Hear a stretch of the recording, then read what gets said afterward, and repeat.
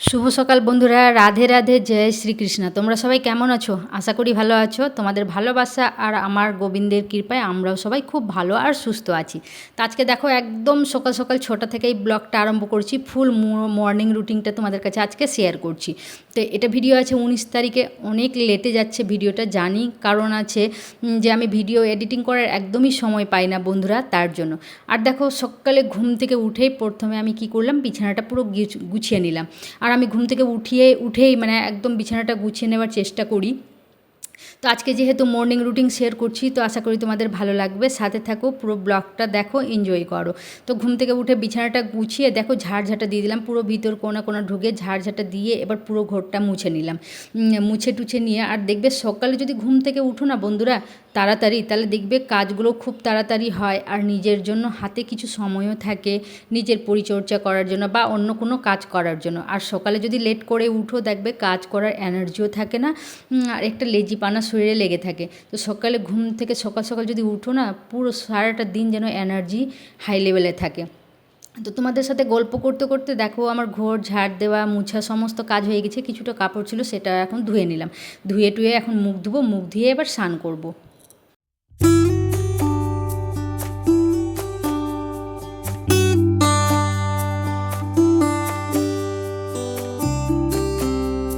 আর মুখ ধোয়ার সময় ভাবছি মনে মনে কি কি কাজ করব, কখন কোন কাজটা করব সেটাই আর ভাবছি। আর সকালে আমাদের স্নান করে আগে পূজা করি, তারপরে আমরা চা বা কিছু খাই। তো স্নান করে দেখো চলে এসেছি। এবার এসে আগে নিজের স্কিন কেয়ারটা করে নিলাম। টোনার লাগালাম, টোনার লাগিয়ে সানস্ক্রিন লাগালাম। আর আমি সমস্ত প্রোডাক্ট আমি ভিএলসিসি ওয়েলসনের লাগাই বন্ধুরা। যে প্রোডাক্টটা আমি পার্লারে আমার সমস্ত কাস্টমারকে দিই সেই প্রোডাক্টটাই আমিও ইউজ করি। তো লাগিয়ে তারপর সিঁদুর ঠেকিয়ে এবার চলে যাব আমি ঠাকুর ঘরে পুজো দিতে। তো যেই আমি ঠাকুর ঘরে যাচ্ছি, ঠাকুর ঘরে মুছে টুছে আমি ঠাকুর মুছে যখনই পুজো করতে যাই, তো দেখছি একজন মা মনসার জন্য চাইতে এসছে। আর এই জিনিসটা খুবই ভালো বন্ধুরা, শুভ লক্ষণ এটা। কেউ যদি পুজো করার টাইমে তোমার এখানে কেউ মানে চাইতে বা ভিক্ষা করতে আসে, তাদেরকে ঘুরাইও না, অবশ্যই তাদেরকে দিও। সে সময় হয়তো ভগবান রূপেও কেউ আসতে পারে, তার জন্য। তারপর দেখো আমি দিয়ে তারপরে চলে এসেছি ফুল ভাঙতে। আর আমাদের গাছে দেখো কত সুন্দর সুন্দর ফুল ফুটেছে। তো সমস্ত ফুল ভেঙে নিয়ে চলে এসেছি এবার পুজো দিতে। আর ওদিকে তোমার দাদা ভাইও স্নান টান করে সূর্য ঠাকুরকে, তুলসী মাকে সবাইকে জল দিয়ে চলে এসেছে ঠাকুর ঘরে প্রণাম করতে। আর এখন আমি আর আমার দুই মেয়ে মিলে, আমি আর আমার বড় মেয়ে মিলে পুজোটা দিব। আর ছোটো মেয়েতে এখন সকালেই গেছে টিউশন, ওর দুটো টিউশন ছিল, তার জন্য দুটো টিউশন করে ওর আসতে লেট হবে। তো আমি আর বড় মেয়ে তাড়াতাড়ি করে পুজোটা দিচ্ছি, কারণ তাড়াতাড়ি করে ব্রেকফাস্ট তৈরি করতে হবে। ও যাবে টিউশনে, আর ও যাবে এখনই যাবে, তো আসবে একবারে 3টার দিকে, 3:30টার দিকে। তার জন্য তাড়াতাড়ি করে কাজ করছি, যে ও একটু খেয়ে গেলে না তাহলে আমারও মনটা একটু শান্তি থাকবে। আর দেখবে বাচ্চা কাচ্চা যদি খেয়ে পেট ভরে খেয়ে প্রাইভেট স্কুল যায় না, তাহলে মারা খুব শান্তি মনে নিজের কাজটা করতে পারে। আর যদি ওরা খাবার টাইমে না খেয়ে যায়, তাহলে মনের ভিতরে না একটা কেমনই মানে ব্যস্ততা লেগে থাকে, যে বাচ্চাটার খিদে পেয়ে হবে, বাচ্চাটা কী খাবে না খাবে, সবসময় এটাই ভাবতে ভাবতেই মানে সারাক্ষণ চলে যায় যতক্ষণ বাচ্চা বাড়ি আসে না।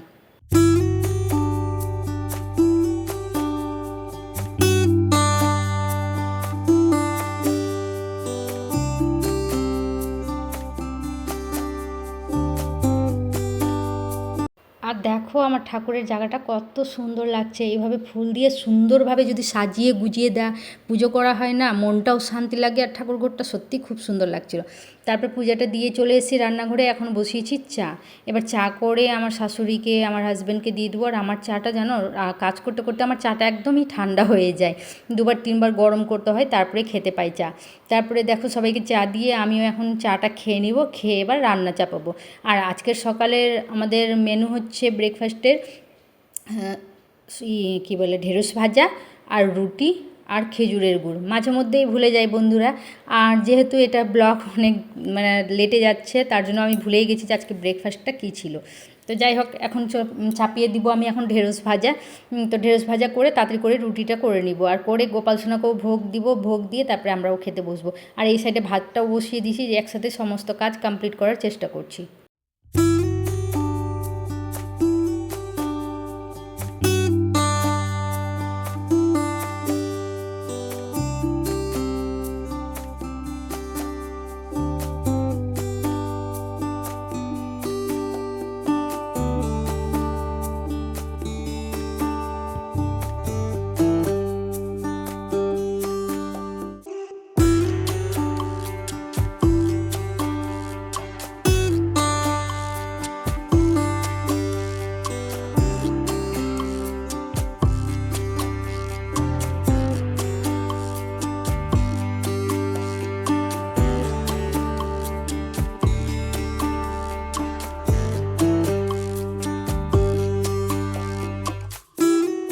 আরও তাড়াহুড়া লেগে গেলো আমার কাজে। তোমার দাদাভাই হঠাৎ করে বলছে চলো কিছু মার্কেটিং করে আসি। আসলে স্টাইল বাজারে কিছু অফার চলছিল, তো বললো চলো একটু ঘুরে আসি, যদি কিছু পছন্দ হয় নিয়ে নিবা। আর আমি তারপরে আমার বড় মেয়ে বললো যে চলো, বড় মেয়েকেও টিউশনে ছেড়ে দিব, আর বাজার করতে করতে ওরও টাইম হয়ে যাবে, তাহলে একসাথে চলে আসবো। তো বাইকে করেই সবাই মিলে গেলাম, তার জন্য একটু আরও তাড়াহুড়া লেগে গেছিলো। তো দেখো এখন আমাদের ব্রেকফাস্ট রেডি হয়ে গেল। এবার সবাই আমরা তাড়াতাড়ি করে খেয়ে নিব। আমার তো আরও বেশি কাজের চাপ হয়ে গেল। এক সাইডে ভাত চাপানো আছে, বাসন মাজতে হবে, রান্নাঘর ক্লিন করতে হবে। তো খুব তাড়াহুড়া করে কাজ করতে আরম্ভ করলাম, আর করে পুরো সবাইকে টিফিন দিয়ে পুরো রান্নাঘরটা ক্লিন করে ভাতটাও হয়ে এসেছিলো, ফ্যানটা গেলে বেরিয়ে পড়লাম আমরা। এবার দেখো চলে এসেছি স্টাইল বাজারে, কিছু জিনিসপত্র কেনার ছিল, কিনলাম। পছন্দ হলো যে কইটুকু জিনিস ওটাই কিনলাম, তারপরে বাড়ি চলে আসলাম। আর আসার পরে মেয়েটা বলছে যে মা আর খেতে ইচ্ছে করছে না, এক কাজ করো চিড়ার পোলাও করে দাও। তো এই চিড়ার পোলাওটা করে দিলাম। খেয়ে দিয়ে সবাই দুপুরে আর ভাতটাই খেলাম না, ভাতটা শুধু ভাত করে গেছিলাম, আর কিছুই করলাম না। আর দেখো এখানে আমি 2টো নাইটি নিয়েছি, আর একটা গেঞ্জি, 2টো পায়জামা নিয়েছি আমি নিজের ঘরে পরার জন্য আর পার্লারে কাজ করার জন্য।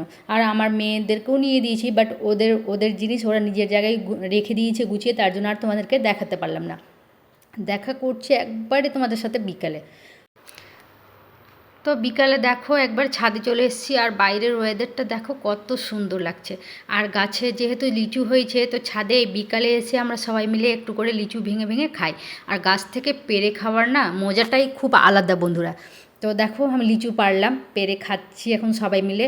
তো ফ্যামিলি মিলে যদি একসাথে সবাই মিলে দাঁড়িয়ে এভাবে সময়টা কাটাই, তো একটা ব্যাপারই আলাদা থাকে। আর দেখো এখানে একটা লিচু গাছে দেখো একটা লিচুতে মৌমাছি কী সুন্দর খাচ্ছিল, আর ফুটো হয়ে গেছিলো জিনিসটা। আর যেই তোমার দাদাভাই লিচু ভেঙেছে, মৌমাছিটা উড়ে গেছে।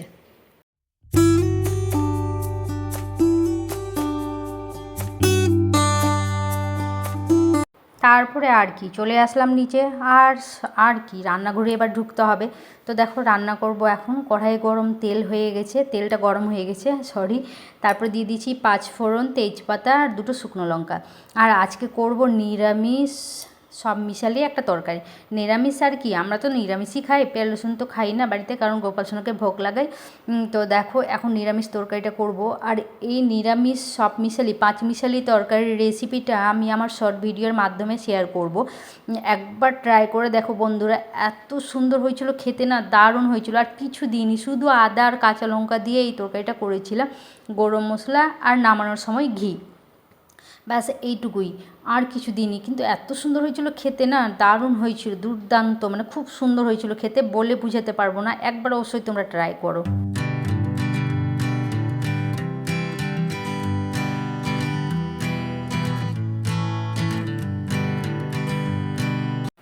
আজকের ভিডিওটা কেমন লাগলো অবশ্যই জানায়ও। আর আমার ভিডিওটা যদি তোমাদের ভালো লেগে থাকে একটুও, তাহলে প্লিজ লাইক কমেন্ট শেয়ার করতে ভুলো না। আর এরকম ভালো ভালো ভিডিও দেখার জন্য আমার ভিডিওটাকে সাবস্ক্রাইব করে নাও, বেল আইকনটাকে অবশ্যই ক্লিক করে নাও। তাহলে কি হলে আমার ভিডিওটা তাহলে তোমাদের কাছে তাড়াতাড়ি পৌঁছে যাবে। আর সাবস্ক্রাইব করতে বা লাইক করতে বা কমেন্ট করতে কোনো পয়সা লাগে না, তো প্লিজ একটু আমাকে সাপোর্ট করো তোমরা সবাই। আর এরকম নতুনত্ব ভিডিও দেখার জন্য অবশ্যই আমার চ্যানেলটাকে সাবস্ক্রাইব করে রাখো, নতুনত্ব ভিডিও। তো দেখা হচ্ছে নেক্সট ব্লগে। Tata, bye bye, Radhe Radhe, জয় শ্রীকৃষ্ণা, গুড নাইট।